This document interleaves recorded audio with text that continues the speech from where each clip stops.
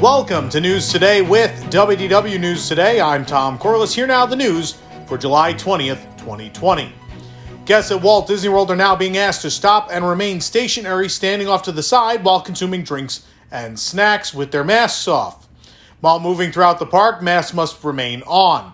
We took a moment to stop and ask a cast member at Epcot about the new rule, and we were informed, quote, guests are now being asked to find a safe spot 6 feet from other guests before removing their masks to eat and drink.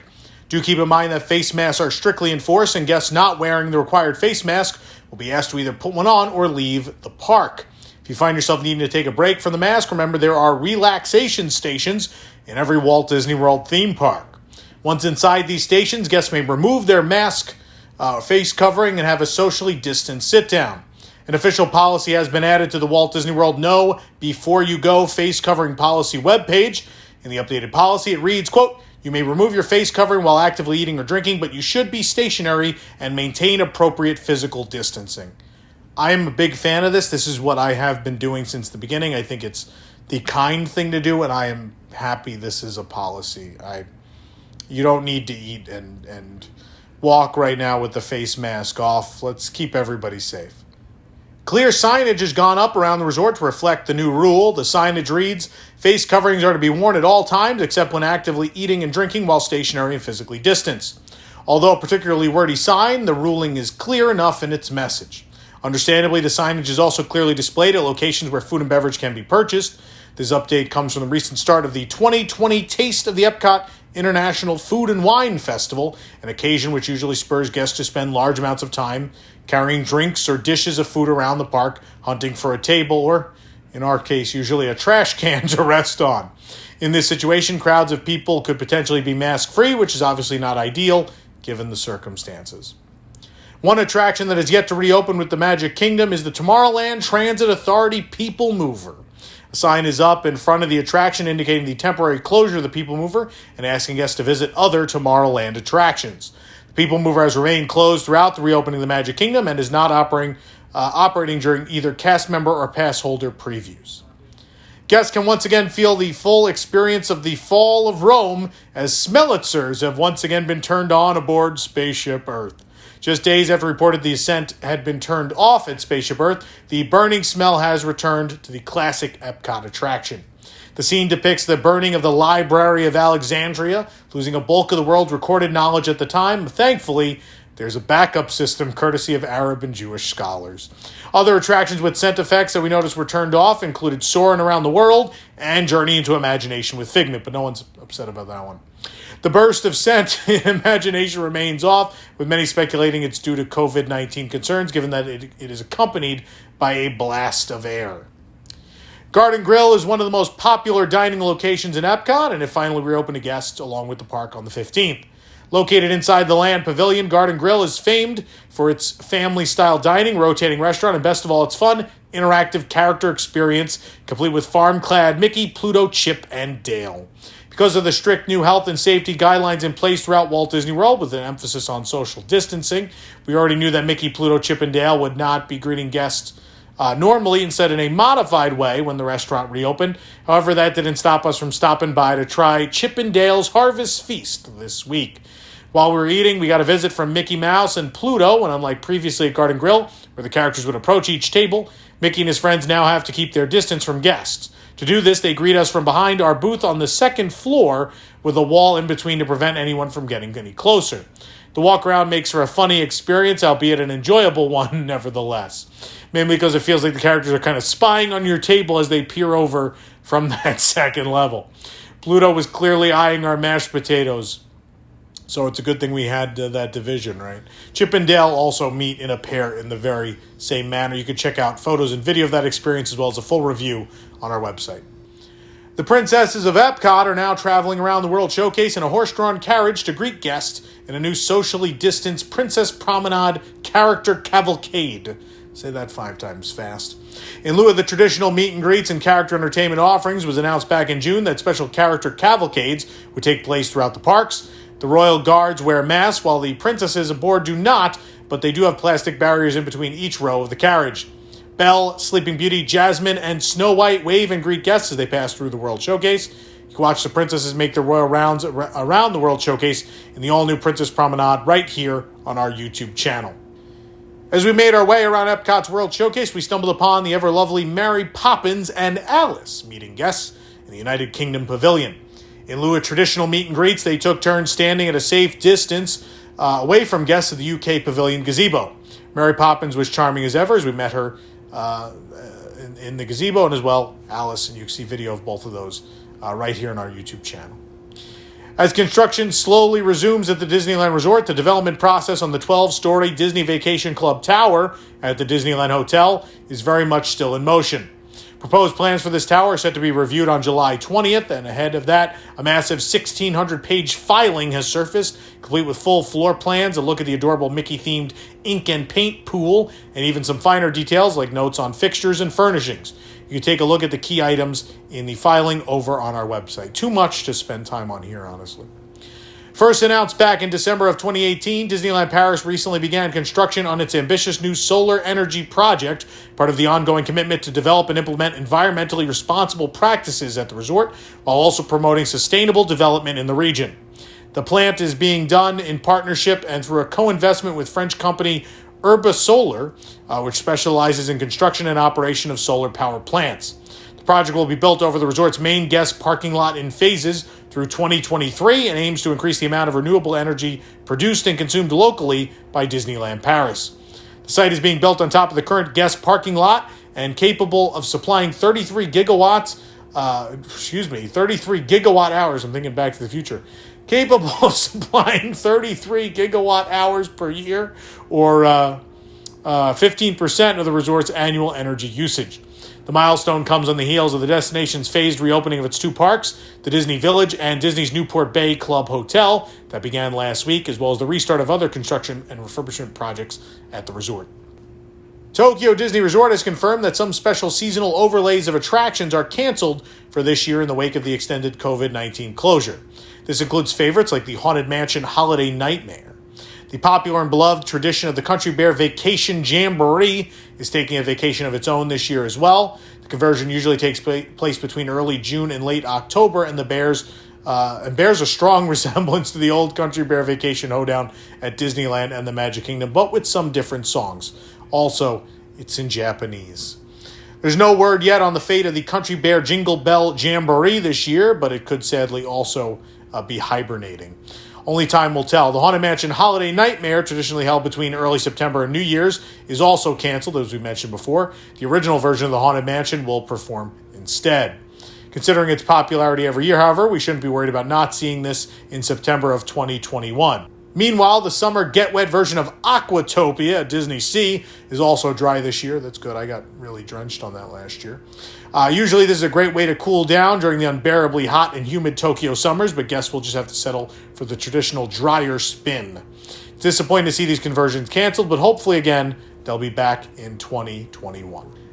After the departure of Fantasmic earlier this year, Tokyo Disney Sea was left without a nighttime show. I mean, they're also closed, but they also were planning not to have a nighttime show. But now the Tokyo Disney Resort has announced that a new show will come to Disney Sea in fiscal year 2021 as part of the Tokyo Disney Sea 20th anniversary celebration. The show, Believe Sea of Dreams. Believe Sea of Dreams will be presented on the waters of Mediterranean Harbor. In the park, this grand, breathtaking performance will remind guests of the importance of having a dream and always believing in it, according to the Oriental Land Company release.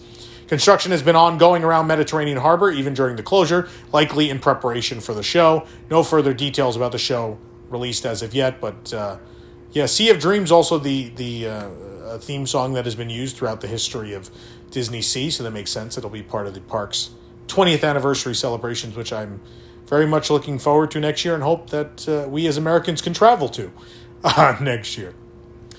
Since Tokyo Disney Resort reopened on July 1st, admission has been limited to guests holding day tickets and sold on an extremely competitive and prone to crashing website. But now it seems the Tokyo Disney Resort is loosening restrictions a bit, has released details for the previously promised annual Passholder lottery. However, the rules are a little convoluted. As of today, the lottery is planned to continue in this fashion until at least October, with entry beginning August 7th. Registration will be open at 10 a.m. on the first day of the month before until the 7th at 11:59 p.m., with results coming on the 15th. For example, September's lottery will open on August 1st, and the results will be announced on the 15th of August. The August lottery will open from July 21st at 10 a.m. through July 26th at 11:59 p.m. Guests holding annual passports expiring on or after February 29th are eligible for entry. Entry attempts will be limited to once per month. That's not one park per month, but one attempt at either Disneyland or Disney Sea for one specific day only every month. Confused yet? So am I. Pass holders will be allowed to enter at 2 p.m. along with the last round of day guests. To enter, you must use a form on the official Tokyo Disney Resort website. The link will be released on our website and will be updated in the article that I got this information from.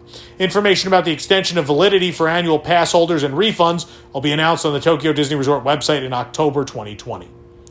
Last month, we reported that select Star Wars Galaxy's Edge merchandise was coming to Target stores. It seems this rumor is now true as Target has dropped a teaser video of the line coming to stores. In the corner of the video, we see a seal of the outline of Batuu, while a case opens that reveals what could be a Captain Cardinal figurine. While this teaser video doesn't include a date when the merchandise will be available, it is captioned as landing soon. Recently, Disney and Target have developed close ties, with Disney stores opening at 25 Target stores across the U.S. last year. Target was also announced to be among the retail offerings at Flamingo Crossings Town Center at the western entrance of Walt Disney World. Nothing can stop us now in the case of new Mickey Mouse and Friends Skyliner crossbody bags. By Dooney and Burke, Mickey and Pals will be traveling by gondola instead of their usual convertible they're using at Hollywood Studios, making for a relaxing and breezy accessory to any wardrobe. The front of the bag features Mickey and Minnie Mouse in their newer short style. The outline of a Disney Skyliner gondola frames our famous pair. On the reverse side, Daisy and Donald are drawn in a similar style with a sunny day behind them as Donald attempts to decipher a park map. This cotton crossbody bag with leather trim is available now on Shop Disney. Retails for $198. Disney button-down shirts have become incredibly popular as of late. You're welcome, everyone. With a multitude of different designs for characters and attractions available. Recently, we found an entirely new collection of the button-down shirts, featuring our favorite icons of imagination, Figment, along with the Orange Bird, Hey Hey, trash cans, it's the Main Street trash can from Disneyland, and Rainbow Mickeys. There's also the grape soda badge.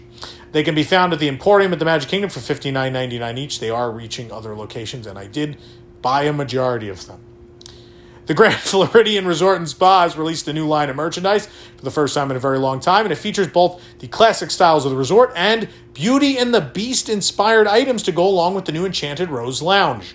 The collection includes cups, mugs, shirts, magnets, plates, a journal, and of course a pin. You can view the entire collection on our website. If you like the Canada-themed mini ears we saw the other day, then you're going to love this new merchandise collection from Epcot's Canada Pavilion. It includes 3 new t-shirts, a water bottle, 2 different tumblers, and a backpack. You view the whole collection at WDWNT.com. Meanwhile, spotted at Mombasa Marketplace in Animal Kingdom, there's the Safari Minnie Mouse Disney Parks Lounge Fly. It's perfect for a trip on Kilimanjaro safaris, of course. The front of the mini backpack features a smiling Minnie Mouse dressed in her safari outfit. The bottom half of the bag is a dulled olive green with a decorative belt buckle, along with a zippered enclosure, and it's currently retailing for $80. You don't have to travel all the way to the 100-acre wood to find Winnie the Pooh and all of his friends, as this adorable new set of plush has arrived at Disney Springs and the theme parks. All 4 have a homey, snuggly corduroy effect, and you'll want to collect them all.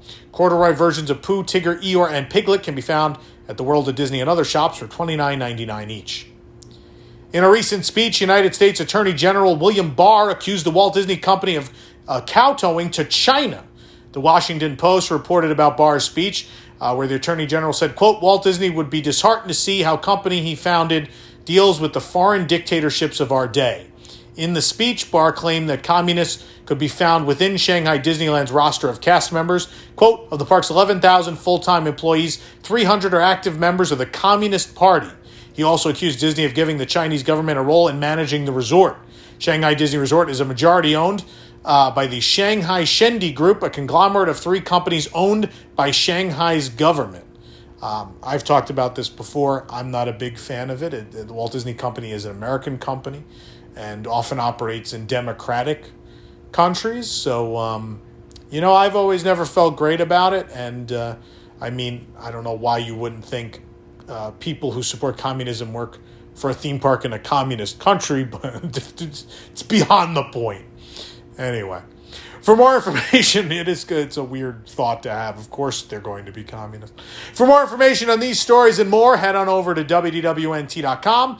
If you're enjoying the show, be sure to like this video, subscribe to WDW News Today on YouTube for more great content, and click the bell for notifications. Also, make sure to hit select all notifications so you never miss an episode of News Today with WDW News Today.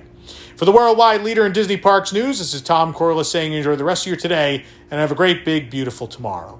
And now I'm going to go back to enjoying my cabin here at the beautiful Fort Wilderness Resort and Campground. 4 panelists, 30 minutes, 1 week in Disney Parks news. This is Parks Center. On Parks Center, the panel and I cover the top 7... 7? Yeah, 7 Disney Park stories of the past week. From attraction news to transportation scandals to new food and merchandise, we'll cover it all in 30 minutes or less. You can watch us stream live every Wednesday night at 9 p.m. at WDWNtunes.com, watch episodes on demand at youtube.com/WDWNT, or subscribe to the audio version of the show on your favorite podcast app.